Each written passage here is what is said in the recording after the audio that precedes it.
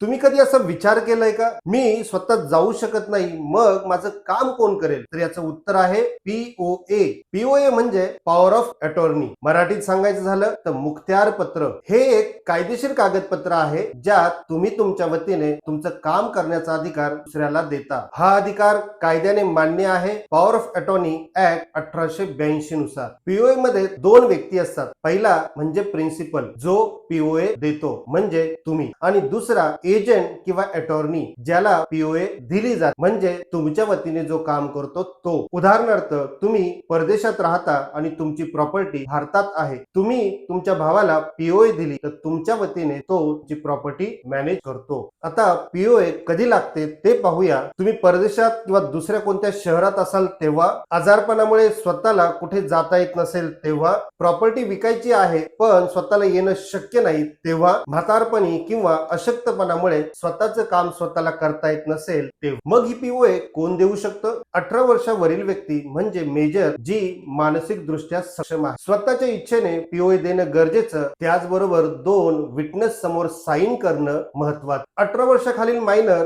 POA देऊ शकत नाही, पण मायनरच्या पालक ते मायनरच्या वतीने पीओए देऊ शकतात, ते मायनरच्या हितासाठी. मानसिक दृष्ट्या अक्षम व्यक्ती पीओए देऊ शकत नाही आणि जबरदस्तीने दिलेला पीओए हा कायदेशीर व्हॉइड म्हणजेच इनव्हॅलिड आहे. दोन गोष्टी महत्वाच्या लक्षात ठेवा. तुम्ही एखाद्याला पीओए दिला म्हणजे तुमची प्रॉपर्टी दिली नाही, तर तुमच्या वतीने काम करण्याचा अधिकार दिला. आणि दुसरी, साधी पीओए ही रद्द करता येते, पण इरिवोकेबल पीओए सहजासहजी रद्द होत नाही, हे उद्या सर्विसरपणे सांगतो. हा होता पीओए मास्टर सिरीजचा डे 1. उद्या पाहूया डे 2 मध्ये पीओए चे प्रकार कोणते आणि कोणत्या कारणासाठी कोणता पीओए वापरा. सिरीज मिस नको असेल तर चॅनलला आत्ताच फॉलो करा, लाईक करा, शेअर करा आणि फॉरवर्ड. भेटूया डे 2 मध्ये.